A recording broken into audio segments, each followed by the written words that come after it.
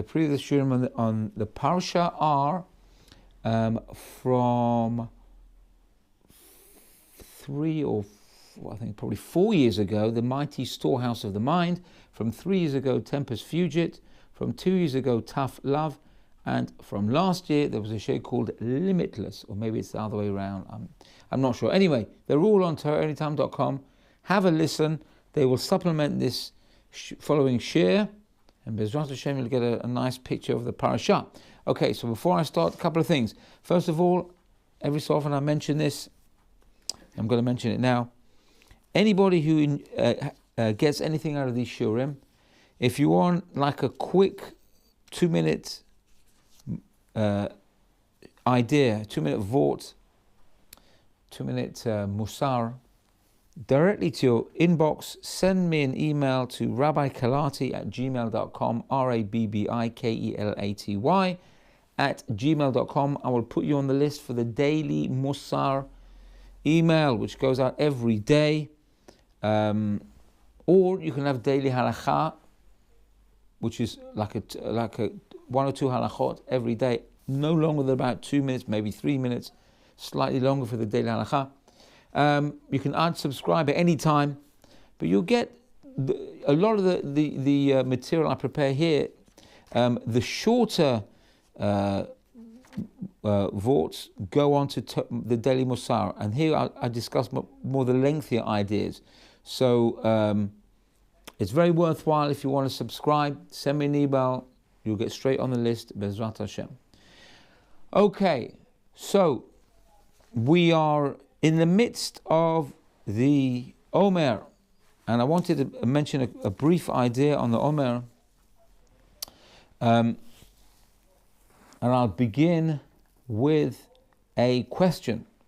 So Chizkiyahu HaMelech, King Chizkiyahu, who could have been Mashiach, he was down to be Mashiach, whatever reason or reasons happened, and he obviously didn't end up being Mashiach, but he should have been Mashiach, he should have redeemed Klal Yisrael.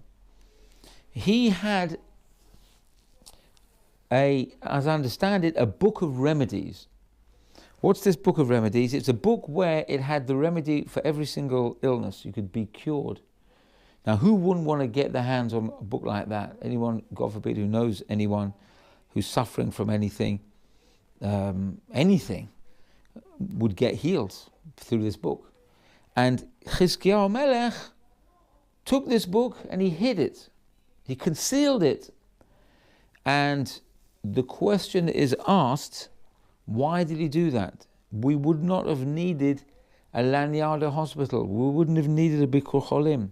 People that we know who are sick and unwell could be cured like that, completely. Why on earth would he choose to conceal something which is as close to invaluable as you can get?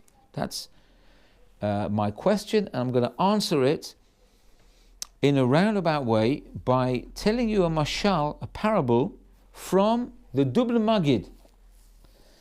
So the Dubna Magid tells us the following story.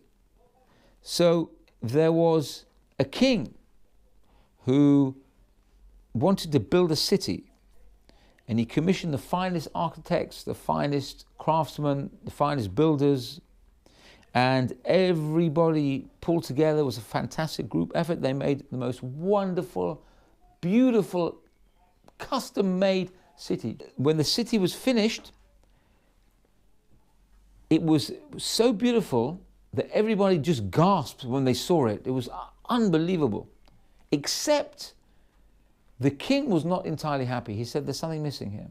What was missing? He said, there's one thing that I would like here that is not here, and I want a hospital. I want a medical center where anybody who has any illness will go and get treated, and I want it to be the best equipment, the best medical equipment, the best staff, and I want it run by the top surgeon, doctor, whatever you call him, and he will run the whole operation, and then the city, as far as I am concerned, will be complete. So he did. He commissioned the medical center, and again, it was state of the art, the most unbelievable medical center. Was capable of performing any operation, etc. No, this is a mashal, it's a parable. So he then commissioned this top doctor, he got together the best staff in the world, doctors, nurses, etc. And now the king felt the city is complete. So now what happened?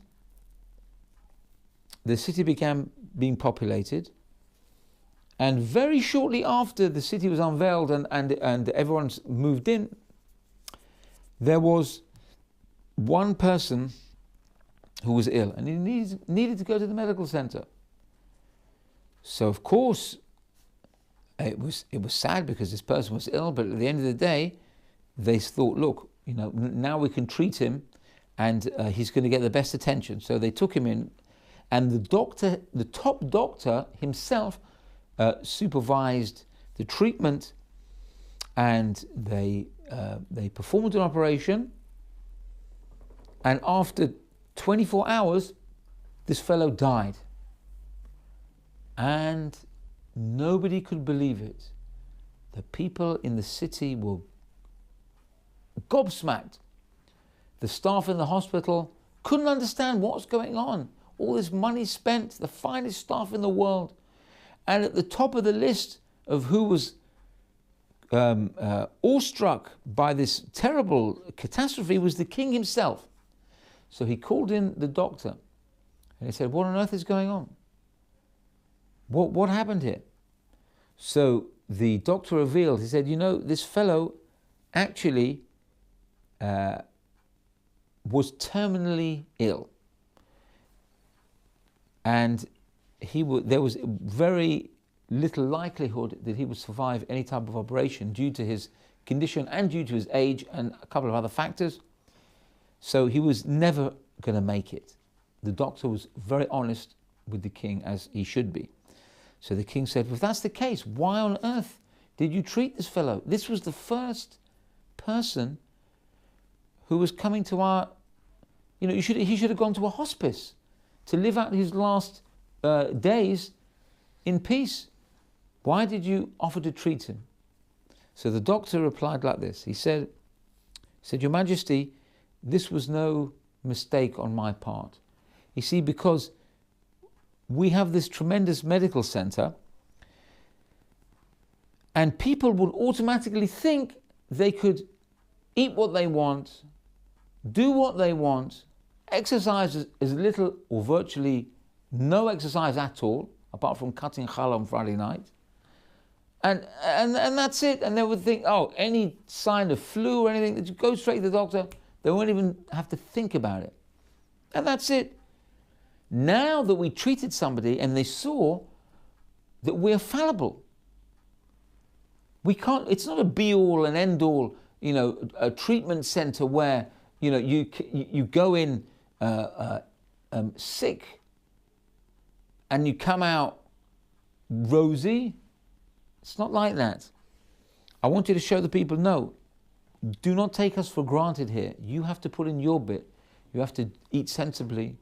You have to look after your health. Everything is ishtadlut. Yeah? You have to do make your effort, exercise properly, sleep a decent amount. Don't rely on us, because we're just messengers from Hashem. So this, says the Dubn Magid, is the story behind, well, the Dubn Magid may not have said this, but I'm adding this in. This is the story behind Chizkiyahu Melech. Because King Chizkiyahu, he didn't want everybody to just do what they want, because people felt, it's no problem getting a serious chronic condition. We'll just go to the book of Remedies and we'll get cured like that. No, because if somebody, God forbid, is ill, he has to pray. He has to turn his heart to Hashem, because Hashem is a Rofei Cholim. No doctor in his right mind would ever claim that he is anyone who knows, like anyone who knows about Hashem will know he's just an instrument. Meaning the doctor is just an instrument. He's a shaliach. He's a messenger from Hashem. He's not doing the healing. Hashem is doing the healing. So therefore, that's why Chizkiyahu hid the book. He wanted the people to turn their hearts to Hashem, not to rely on any book. It's not the book that's doing the curing. The same thing with the hospital. It's not the hospital that's doing the curing. It's the person turning themselves to Hashem, which really is a case of prevention rather than cure. Because before it gets to that level where a person, God forbid, needs a doctor, he needs to turn his heart to Hashem and say, Hashem, if he feels unwell, say this shouldn't get any worse. If he feels fine, you should say, Hashem, please let me stay well. Don't let me deteriorate. And this also gives us an idea why before the giving of the Torah on Shavuot, or the celebrating the Torah on Shavuot, I should say, why 24,000 Talmidim of Rabbi Akiva had to die. Why? Because, by the way, there were not 24,000, there were 12,000 zugot, 12,000 pairs. We always say 24,000, but there were actually 12,000 pairs. They were, each one had a chavruta. So that's even more surprising that they died. In case you didn't know, they died because lo nahagu kavod zel lezel. Each one didn't give honor to the other one. They would treat each other, obviously, we're talking about great tzaddikim. They didn't treat each other with respect, with the proper respect that was due to the other one. So why did they die? So one idea, exemplified by the story, is that they knew about the Torah. They knew how precious the Torah is, and they thought that just by learning the Torah, that would be the end of their problems. They wouldn't need to do anything else. But they forgot one thing, that the Torah is just, it needs to teach us how to be mentioned, to be men, to be proper of the Hashem, to be a servant of Hashem. And that is working on your midot, working on your character traits. Because the Torah is just a means, a means. The Torah is everything, but it needs to be a vehicle, as it were, if I can say such a thing about the Torah, of improving a person's midot. And without that, you've sort of lost the plot a little bit. You're lost inside, just learning for learning's sake. It's not learning for learning's sake. It's learning to teach. Lilmod ulalamed. La'asot. I can't remember the last one. So apart from learning, you've got to teach others, and of course you have to teach yourself. You have to teach yourself and improve your character traits. So despite the fact that they kept Torah, they died because they didn't show enough accent on what the Torah is supposed to teach a person. So that's what I want to say about the Omer. Yes, you can ask. Hamelech. Yeah. So obviously, like you've taken the parable and you've explained why the reason why he hid this book of remedies. But even with that parable, I mean, surely that it doesn't make sense that he, if there really was such a book that would cure illnesses, that he would hide it. That's I don't know. It still sounds. Well, first of all, the Gemara tells us that there was three things that Chizkiyahu Melech did that the Chachamim disagreed with, and three things that they agreed with. Right? In that, I can't remember every one of those six things. One of them was he closed off the river. I can't remember the name of the river. One of them was. There's so many. One is he added an extra month to the year. Anyway, off the top of my head, I can't remember all of them. But one of the things that he did was hiding this book of remedies, and the Chachamim said that was a good thing. Right? You're right, it doesn't make sense. But it's more than just, here's a book, it's going to cure me. It's the fact that the people were losing faith in Hashem. They were thinking, Hashem, I don't need you. I've got this book. What do I need Hashem for? And that's a terrible mistake, because Hashem is curing them through the book. So in other words, when you have these two things balanced, one with the other, either you have the book, which is the cure of everything, and people don't have faith in Hashem, or people have faith in Hashem and they stand a chance to be cured by Hashem anyway. So it's more important to not to have the book than to have a relationship with Hashem where you turn to Hashem for everything. Now hopefully we turn to Hashem even before. We don't want people to get sick. We want people to turn to Hashem before. So when you balance those two things together, you offset one to the other. The correct thing to do is people to turn to Hashem first and foremost, right? You're right, it must have been a heart-wrenching decision for Chizkiyahu Melech to hide that book, because all the sick people in his generation, and he had to do that, like, that couldn't have been an easy thing for him to do, but it was the right thing to do. Okay, so let me put it another way. What's better? A person to be sick and then be cured by this book and not have faith in Hashem and say, look, wow, it's amazing. Look at this amazing book. I'm going to worship this book. But he's alive. He can do, he can do teshuvah, he can do mitzvot. Or having a person be sick and turning his heart to Hashem, whether he lives or whether he dies, he's still commendable because he did the right thing. He turned to Hashem.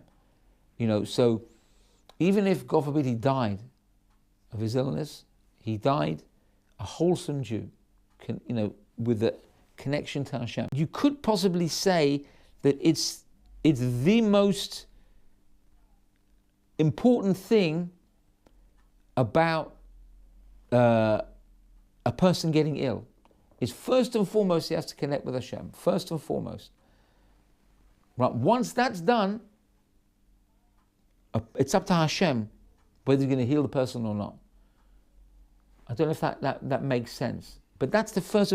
So a person could pass away and go straight to Gan Eden. Why? Because his connection with HaKadosh Baruch Hu was not severed. It was wholesome.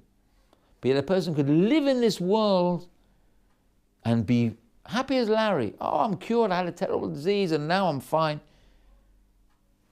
But it's like he's dead, because where's your faith in Hashem? You had faith in a book, you had faith in the machine, you had faith in a god of metal. That can't be right.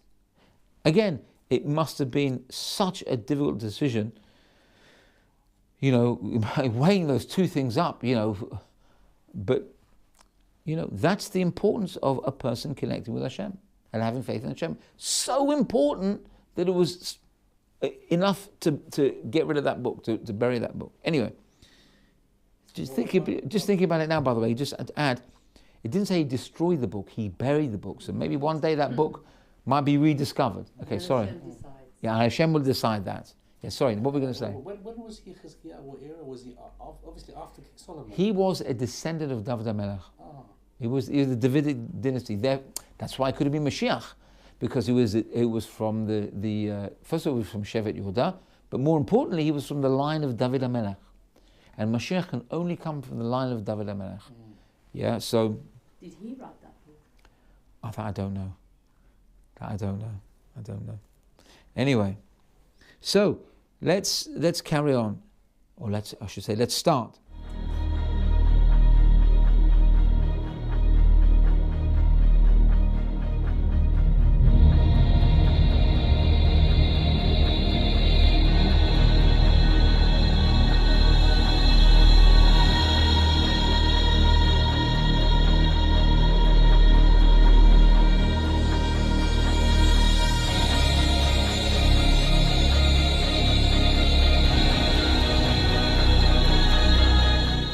So, Parashat Kedoshim, Perek Yud Tet Pasuk Dalet. That's 19 verse 4.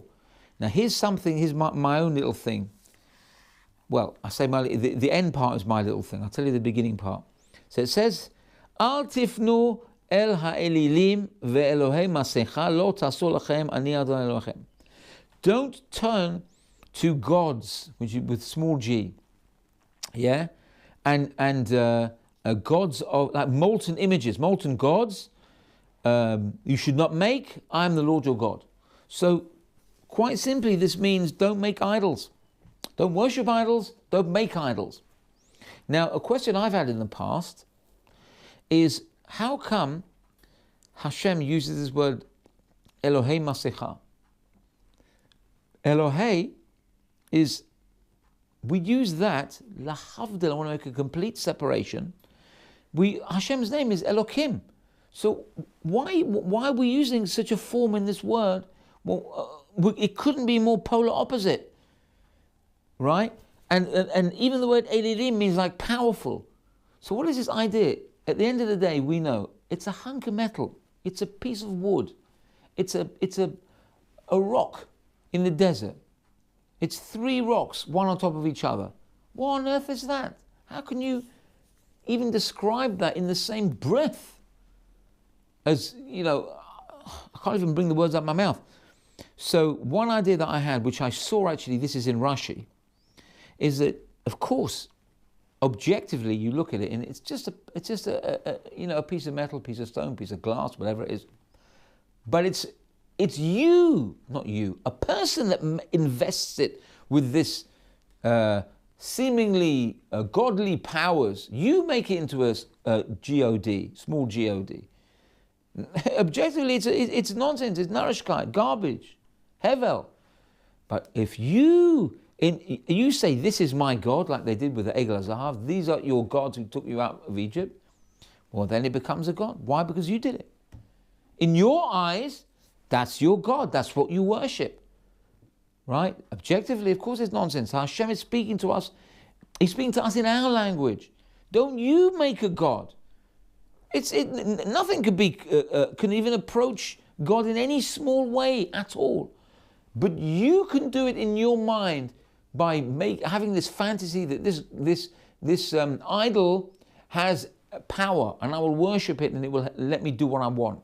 So of course it's garbage, it's nonsense. But here's my own little thought that I had today.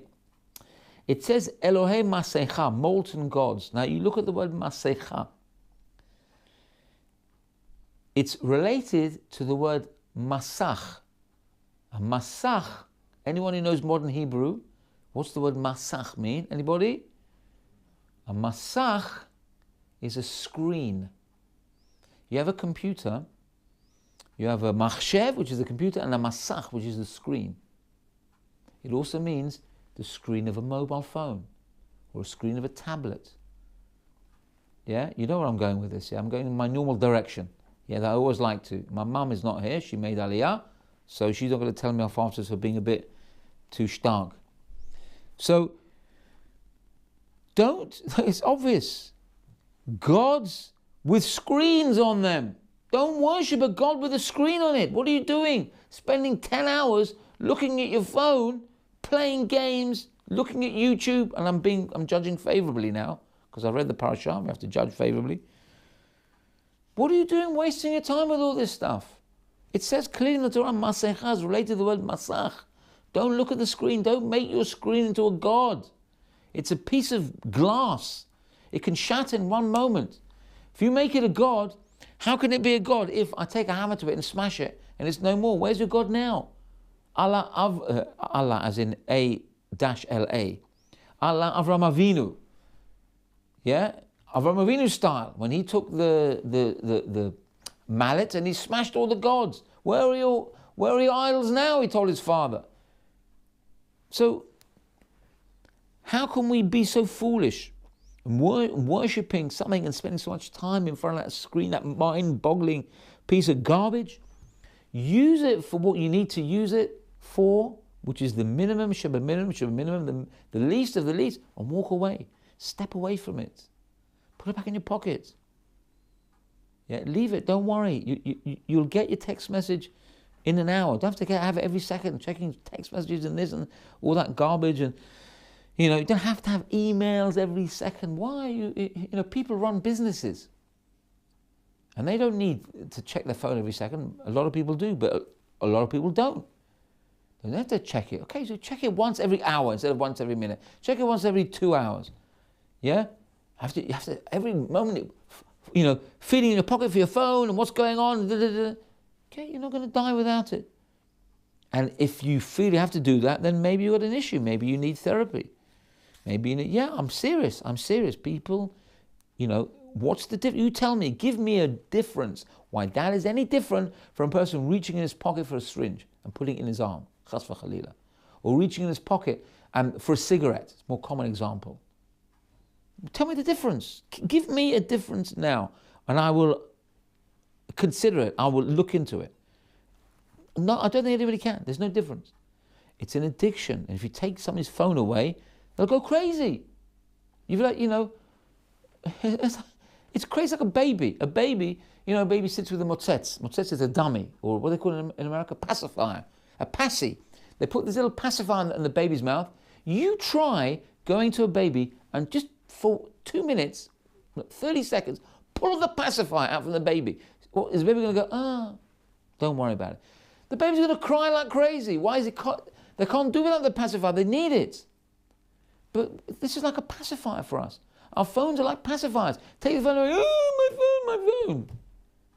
What, babies? Are we infants? That we have to have the phone? I have to have my phone. I'm lost without my phone.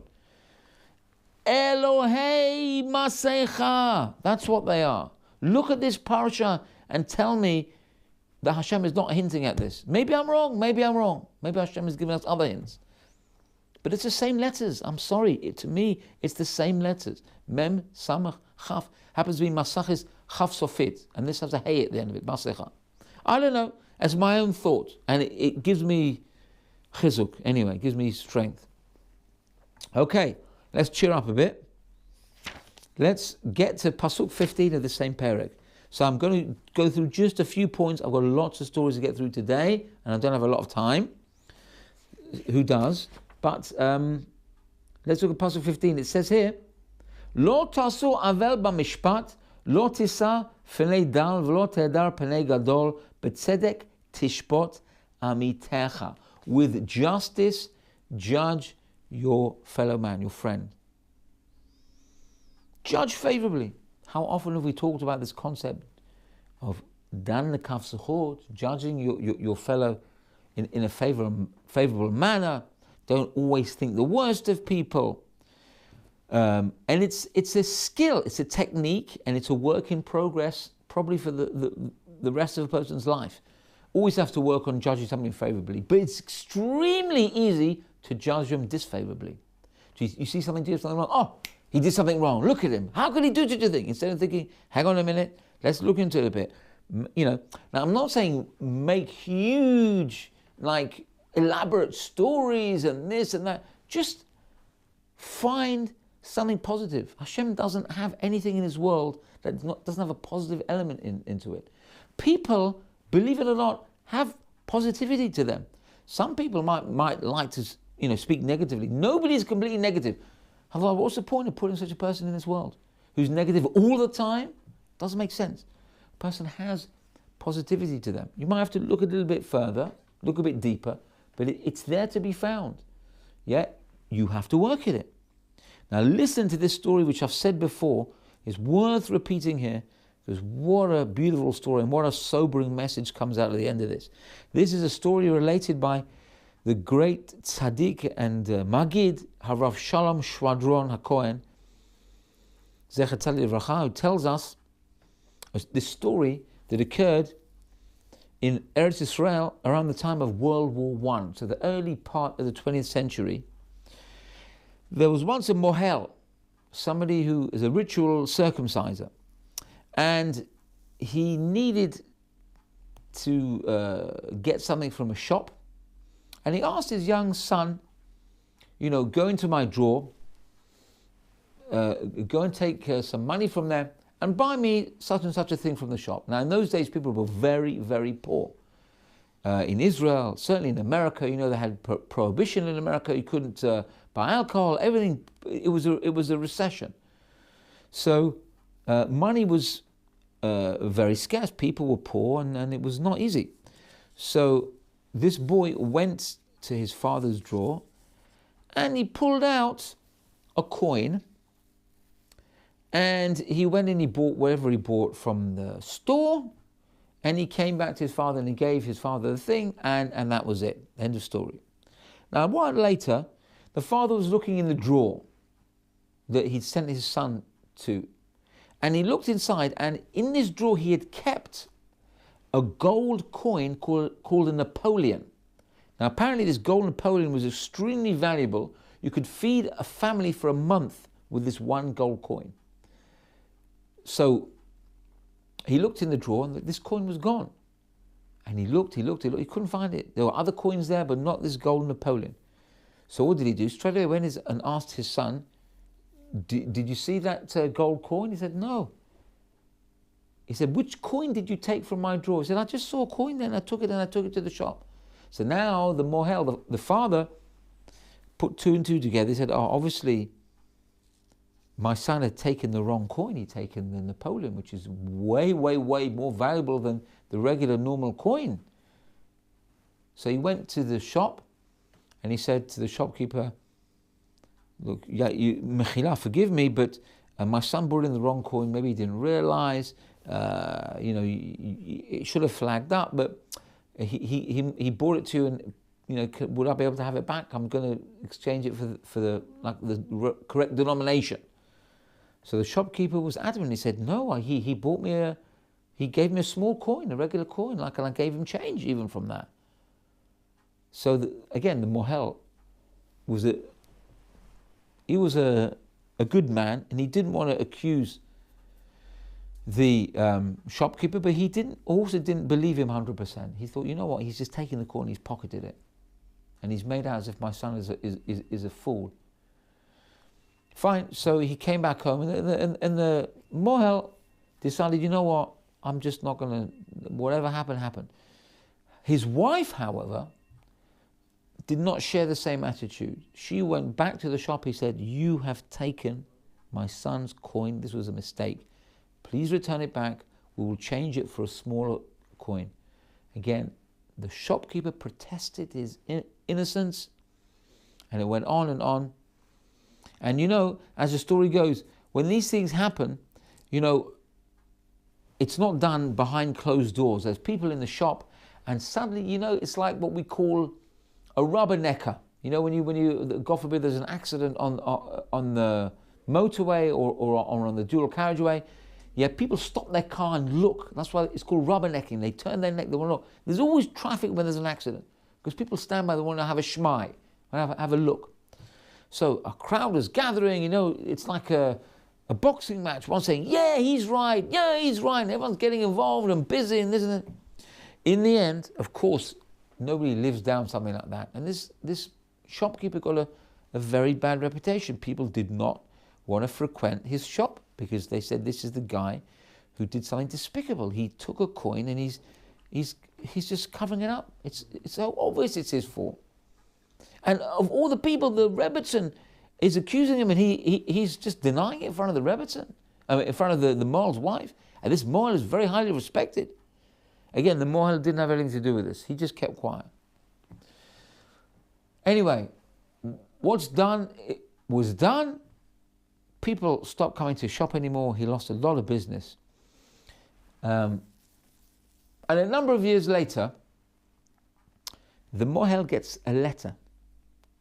And in this letter it's written, he said, "Dear Mr. So-and-so," he said, I have a terrible confession to make. Your son, 3 years ago, came into the shop and he had this coin with him. And I saw he had this coin with him, this Napoleon coin. And I, at the time, was on the breadline. My family and myself were on the breadline. I had no money, nothing. And I saw the opportunity. This is a way for me to feed my family and to survive. So I went to your son and I exchanged a small coin with him. And I took the coin back. And I have that Napoleon coin with me. Someone else. Some completely different person. And he wrote in this letter, I want to pay you back fully for the damage. I can't begin to say how sorry I am. But my back was against the wall. I had no choice. Now the Mohel, when he read that, now he thinks, oy vey, what's happened to this? We besmirched this shopkeeper's name, all because we accused him. We said, there's no way he's not innocent. For sure, he's got guilt written all over him. And we caused him so much tsar over so many years.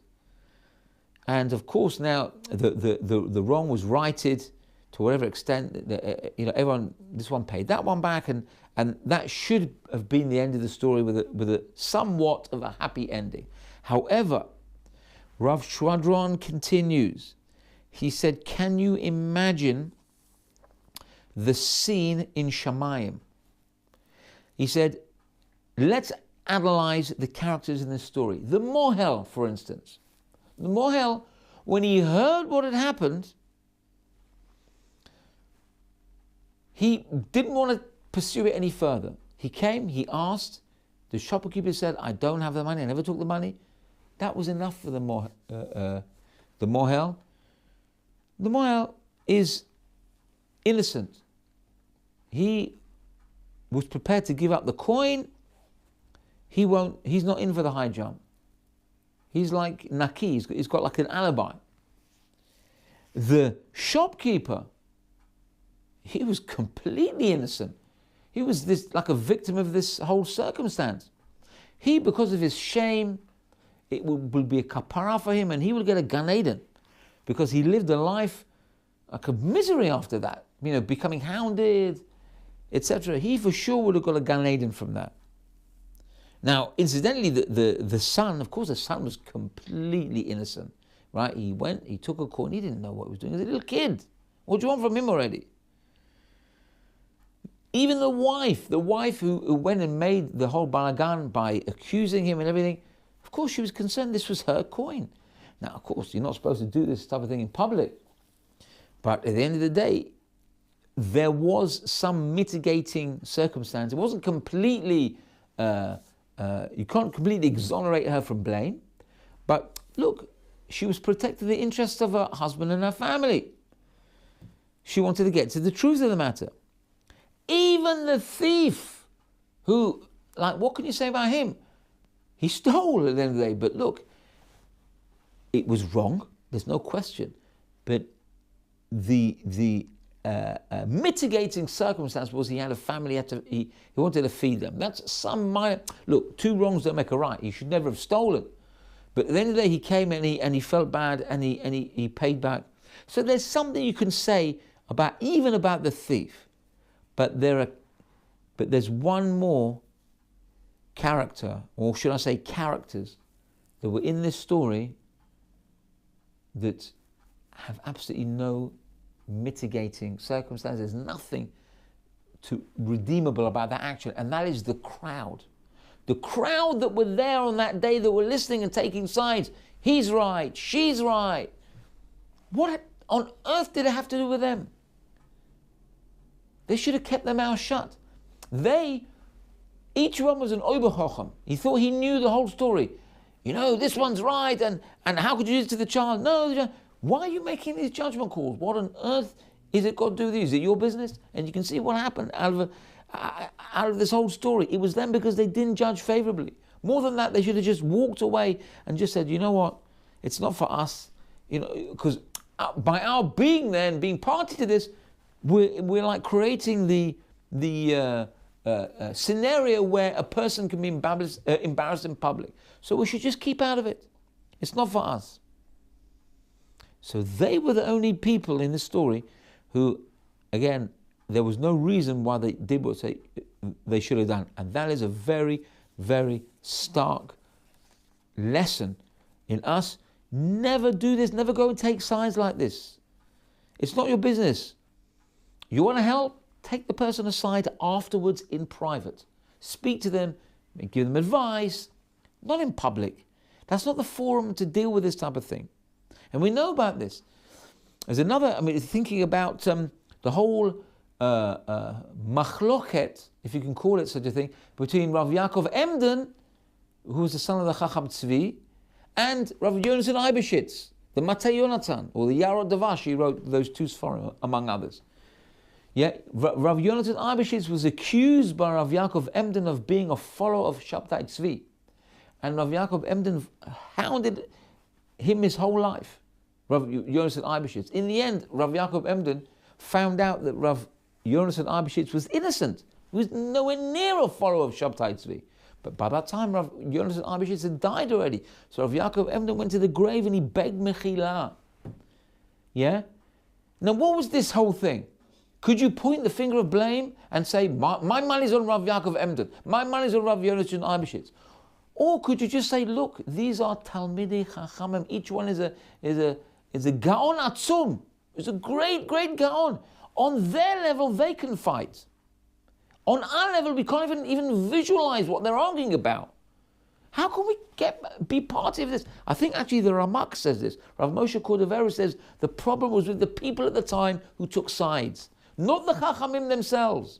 The people who took sides. What business is it of yours? Are you on the level? You can say he's right, he's right. You're nowhere near the level there. Stay out of machloket. Keep it between the Chachamim. So many machlokot between Satmar and the... That's not your business. If you're a Satmar Rav, okay, then you can get involved. But you're not the Satmar Rav. You're a Chassid. You're a simple person. Keep out of it. It's the Chachamim's business, not our business. Don't start jumping on that bandwagon. So there you go. So that's a sobering story about judging people favorably. And it's linked to the next pasuk. If you look, that was pasuk 15. Look at pasuk 16. And it says in pasuk 16, Lo teilech rachil ba'amecha, lo ta'amod al dam re'echa ani Adonai. Don't bear a grudge. This is a terrible thing. We've all been guilty of this. Somebody does something wrong to you, and you feel resentful. How could he have done that to me? And you carry it with you, and it gnaws at you, and it's like a virus. It attacks you, and every so often, especially when you're davening, it comes up in your mind. Always when you're davening, when you're learning, the Yetzer Hara brings it up in your mind. Oh, look at that guy! What he did to me! What I would do if he's in front of me now? I'd give him a tongue lashing, and I'll give him what for. And as soon as your davening finishes, never mind. It goes out your mind. It's such pure Yetzer Hara. It happens to everybody. But if you think about it, bearing a grudge is completely separate from whether this fellow has done you a right or done you a wrong or whatever he's done to you. If he's done something wrong to you, does it make it right that you're bearing a grudge against him? It's completely separate. It's got nothing to do with it. Whether he's done wrong, okay, he has to do tshuva, that's up to him. Yeah, maybe you can give him advice. If it's appropriate, give him tochacha a little bit. Yeah, not shouting at him. If you know that's not going to work, then don't do it. Don't rebuke him. If you know it's going to make things worse, don't do it. If you know he's not going to listen to you, don't do it. You know, just don't start getting on this thing where you feel you're God's preacher and you have to come and put him in his place. Okay, if that's going to work, just step away. But bearing a grudge, it's got nothing to do with it. It's a separate avera completely. That you can work out in your own mind. You can resolve that in your own head. Yeah, that's completely separate whether he's guiltless or guilty. And I'm going to tell you the following story, beautiful story, about somebody called Rav Shimshon of Zivlin. He was a great tzaddik. I think he lived about 250 years ago. His wife once went to the shuk, went to the marketplace, and she wanted to buy a fish. It must have been a fish for Shabbat. So she saw an amazing fish. You know, nowadays we don't know how to buy fish. We just buy, fish fingers, and we buy smoked salmon. Those days, the women especially could look at a piece of fish that could have come right out of the ocean. They'll tell you, that's a good fish. You know how so far enough to tap the watermelons? And they know, these women knew which fish is a good fish and which is going to make it, good gefilte fish or Moroccan fish, depending on where you come from. So she saw this one fish. Oh, she said, that's the fish that's going to be on my Friday night table. Suddenly she sees like a hand coming from behind her, and taking the fish and going to the fishmonger. Oh, this is mine, I'm paying for it. She looks around, what? I was just about to pay for this fish. She looks around, she sees the wife of one of the Gevirim of the town, one of the rich people of the town. So she looks around, she sees this one. She's like, what? But I was just about to pay for that. So the woman says, what do you mean? I saw it first. And she said, no, I was looking at the fish and you put your hand over my shoulder and you... So another, whatever, a little mini machloket went by between the Rebbetzin of Rav Shimshon and this wealthy woman who was the wife of one of the rich people in the town. And I think probably the rich woman got her way, but the Rebbetzin came home, and she came home on Friday. And as the story goes, her husband was about to make Kiddush, and the wife, the Rebbetzin, went and sat on her own by herself. She didn't sit at the Shabbat table. So the husband, the rabbi says, no, why aren't you coming and sitting at the table with us? What's going on? So she tells him the whole story. She said, I don't feel like a Rebbetzin. I don't feel I've done the right thing. I don't feel good about this. I don't want to sit at the table. I feel bad. I feel terrible. So he says, no, don't worry, come, we'll make Kiddush. And he calms her down somewhat, and he's holding the cup of Kiddush in his hand. He's about to make Kiddush. Then suddenly he looks shocked, and he looks at his wife and he says, when did this incident occur? So she said, Yom Shlishi, it was on Tuesday. So the rabbi nearly dropped the cup. He said, what? He said, for 3 days you've held this grudge against this woman? For 3 days? And you never went and asked Mechila from her? He put the Kiddush cup down. He said, come on. He dragged her. And they went to find the house of this rich man and his wife. And they went straight, and she went, of course, she was a tzaddiket, this Rebbetzin. She went straight to the woman. She said, Mechila, I feel terrible. You know, we had a little argument about the fish. All this from a piece of fish. You didn't believe it. So she apologized. And the rich woman was shocked. She said, what? You apologized to me? What? But I was the one who took the fish. I should have. And again, you know how it is. You have an argument. You're arguing, give me the fish, give me the fish. Now the argument is, you take the fish. You know, each one wants to appease the other one. So in the end, they ended up making up, and I'm sure the women were crying and everything was fine. But you can see the point happening here, that Rav Shimshon could not get his head around the fact that there was somebody who, his own wife was bearing a grudge for 3 days. He just couldn't get past it. For him, he couldn't make Kiddush, knowing that was the case. Everything had to stop at that point until they corrected the situation. Now think about it. Who was right, who was wrong? If you look at it, you could say, look, again, I'm not judging anybody, I'm just saying it could have been the rich woman's fault. Yeah, let's assume it's the rich woman's fault, because we don't know who it is, we don't know. Okay, you know what? It's actually irrelevant. Because whoever's fault it was, bearing a grudge is wrong. It happened to be that even if the Rebbetzin felt she was wrong, she would still have had to apologize separately for the sin of bearing a grudge. It's just unacceptable. It's a love in the Torah. It's a negative commandment in the Torah. Do not bear a grudge. Why are we doing it? I'm talking to myself as well. You know, you need to resolve it in your mind. You need to resolve it with the other person. Just don't do that, because it's going to gnaw away at you. It's going to eat at you. And it's not good. It's not good for your health. Look at your own health first. Even if you're not worried about the other person, worry about yourself. How your health, you worry, you put yourself through this lachatz, through this pressure all the time that you keep bringing it up, it keeps resurging, and you keep revisiting it every so often, and you feel terrible. That takes a toll on your health. Rahman al-Aslan. So be healthy. Let it go. Just let it go. Just think about it. Sit down. Go in a room by yourself. Think about it. You know, why am I beating myself up about it? Why? It doesn't do anybody any good. So he's wrong. Okay, he's wrong.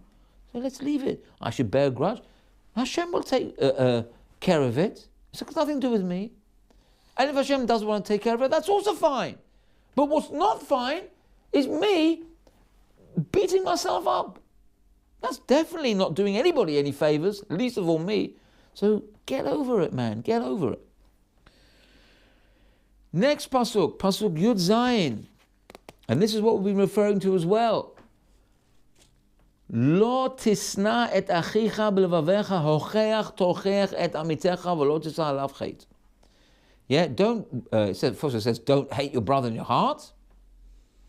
You should surely rebuke your amitecha, your friend, and don't hold, lo tisav, don't hold upon him a chet. Basically, like we said, you're making a sin. You're not going to rebuke him. Then it will be sinful. Now there are many divrei Torah on this pasuk. In fact, there's so many. This parasha is chock full of so much musar. It's hard to know what to pick and what not to pick. But rebuke is an art. And I think it was Rav Chaim of Volozhin said that we've lost that art. We can't rebuke anymore. We don't have the sensitivity, we don't have the love for our fellow Jew to rebuke them. You cannot rebuke without love. If you don't love him, don't start to rebuke him. Yeah? And rebuke, people think rebuke means lose your temper, give him a good shouting, put him in his place. That's not what rebuke means. It's more nearer to correcting somebody. Correct him. Set him on the right path. And that is really, it is a lost art. It's something you have to do it with love. If it doesn't come from love, number one is it's not rebuke, it's just hatred. Number two, it's not going to work. He's not going to be makabel. He's not going to receive it from you if it's not done with love. You know, I think it was Rav Eleh Lapian. His son did something wrong once, and he waited a full 2 weeks before he rebuked his son. Why? Because he felt, if I would tell him off now, it'll be with anger. He waited 2 weeks till he worked on himself for his anger, and then he spoke to his son about it. You know what that is? 2 weeks? Do we know what that is? To hold that and work on yourself? So that's something that we have to do. Rebuke is an art, and it really is a lost art. But having said that, there are times when it's appropriate, and there are times when it is not appropriate, but there, yesh v'yesh. Here's a very short story with the Brisker Rav. Now, it's hard to understand how this could have happened, but take the story for what it is. The Brisker Rav once rebuked a shochet, a ritual slaughterer, in public. He told him off in public. Right? I don't know the circumstances. I don't know why it was in public. I've got no idea. I just know that the story goes that he rebuked somebody. It was not in private. It was in public. And the fellow, the shochet, didn't listen to the Brisker Rav. And he went about his merry way doing exactly what he did before. And that was it. Came Elul. And Elul means Rosh Hashanah, Aseret Tshuva, Yom Kippur, the high holy days. The Brisker Rav sends for this shochet. He says, I want him to come to me. So the shochet comes to the Brisker Rav's house. The Brisker Rav says, I want to ask you mechila for the incident that happened when I rebuked you. So the shochet is shocked. He says, but Rav, I was the one who didn't listen to you. I should be asking you for mechila. He says, because I didn't listen to what you said. So the Brisker Rav, listen to the genius of the Brisker Rav. The Brisker Rav said, but that's exactly why I'm asking you mechila. Because I tried to rebuke you, and because you didn't listen, therefore my rebuke did not work. And it did not create a situation where you went on the right path. I did not succeed in correcting you. And what happened? Chilul Hashem. Hashem's name was desecrated. And that's terrible. So I'm asking you forgiveness because I failed. I didn't end up rebuking you and you correcting yourself. I failed, so I'm asking you mechila. See the genius? Rebuke is, sometimes it doesn't work. Sometimes it's not appropriate. It's a very, very hard call to make that call, rebuking somebody. It's best done. You know, the best person to rebuke is your best friend. He will love you for it. And you love him and he will love you. Why? Because you've got that bond. Yeah, that's another reason. It's if we need another reason, but it's another reason to love your fellow like yourself, because you know that one day when he needs correcting, you can correct him and he won't take it offensively. If it's not done with love, he will become offended. Then it just doesn't do anybody any favors. But if he loves you and you love him, then it's seen as a, you know, like this thing I've mentioned it so many times, like the fellow who's going to see the king, and his friend stops and he goes, wait, before you go to the king. He says, what are you talking about? I'm on the way to the king. Why are you stopping me? He says, no, look, there's a stain on your shirt. The fellow says, oh, thank you so much. And he cleans the stain, he goes to see the king. Now, what is the fellow who stopped his friend from going to the king, is he at blame? No, he's a big tzaddik. He saved his friend from being embarrassed. Same thing here, when you rebuke somebody, you're saving him from being embarrassed in after 120 years in the next world, when he's got the sin on him, apparent, like a nega, God forbid, like a mark on him. You've just erased that mark. But it can only be done with love. So love your fellow man. Then you can rebuke him, and he will want you to rebuke him. He'll want you to say, look, you've got a stain on your shirt. He'll say, thank you so much. Can you imagine if we rebuked our friend, and every time we rebuked them, it was done with love, and they said, thank you. Thank you for rebuking me. That's just an amazing scenario. Halavai should always be like that, with love and with hakarat tov. So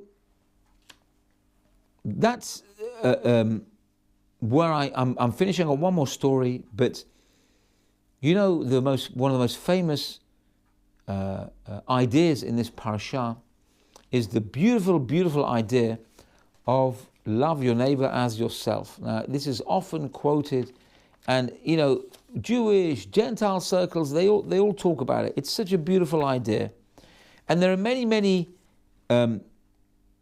commentaries that have been said about this particular verse. But I want to read to you a quote which I read in a Dvar Torah by Rav Aryeh Leib Scheinbaum, and he quotes from a secular writer. He didn't say who it is. He says like this.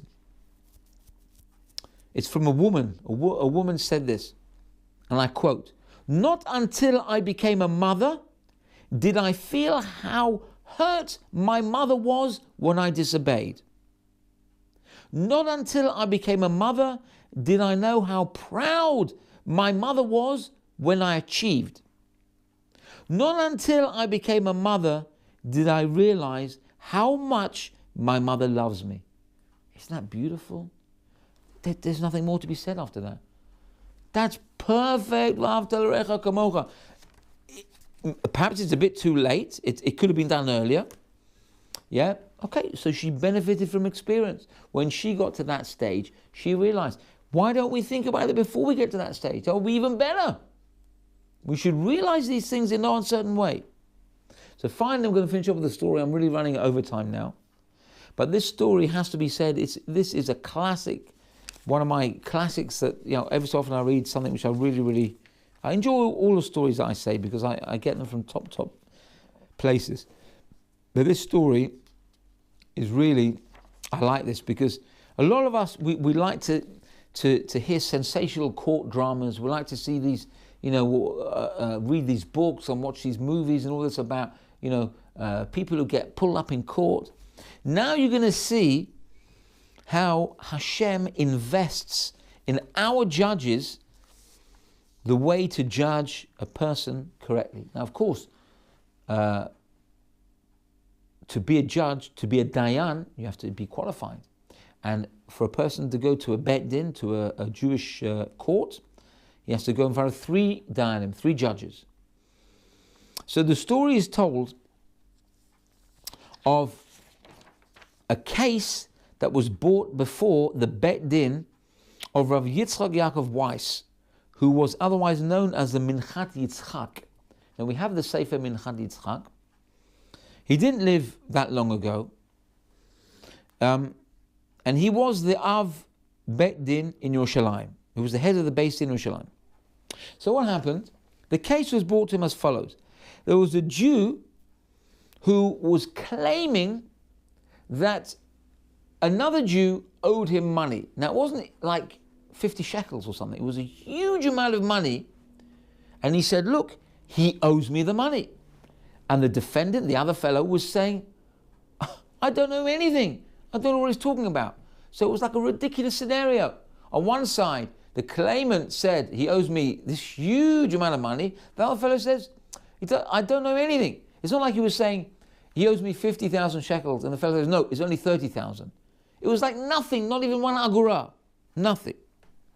So now this case came before the Beit Din. Yeah? Now, in the Beit Din, they asked the one who was claiming the money. He said, you are claiming that he owes you this fantastic, huge amount of money. Where is your proof? So the fellow says, that's very easy. He pulled out of his pocket a shtar chov. Shtar chov is a document of, not culpability, of indebtedness. Thank you. A document of indebtedness. Yeah, where it's written, so-and-so owes this amount of money, and there's a signature at the bottom. So the claimant brings the note, the promissory note, to the Dayan, and Dayan looks at it, and he sees the signature at the bottom. And he says to the defendant, is this or is this not your signature? So they call him up and he looks, he says, yes, that's my signature. He said, well, what is it? You've signed the paper saying you owe him this money. What's going on? He said, but I don't know how it got there.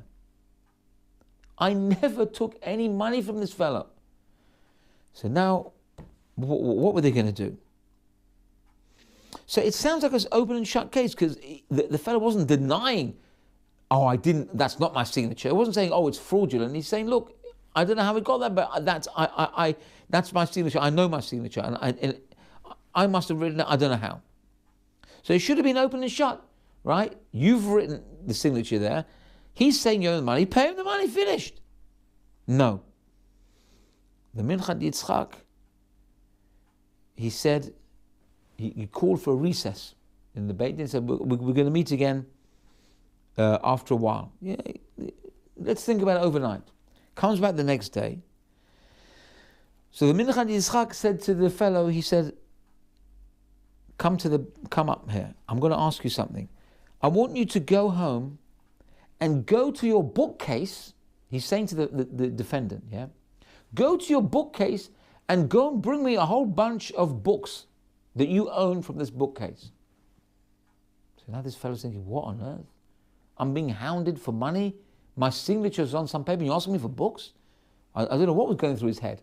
So he said, okay, look, the Dayan said he has to do. He goes home, he brings a whole load of books from his bookcase. He shows them to the Dayan. The Dayan looks through each one by one. And then he looks at the fellow and he says,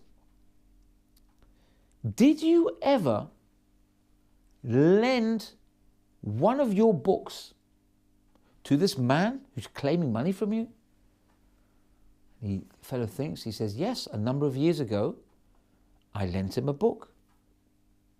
So the Dayan said, do you still have that book? The fellow says, yes, I believe so. I think it's on my bookshelf at home. He says, go back and get it. He went back, he bought the book, he showed it to the Minchad Yitzchak, the Dayan. The Dayan looked at it and he said, now I understand. Okay?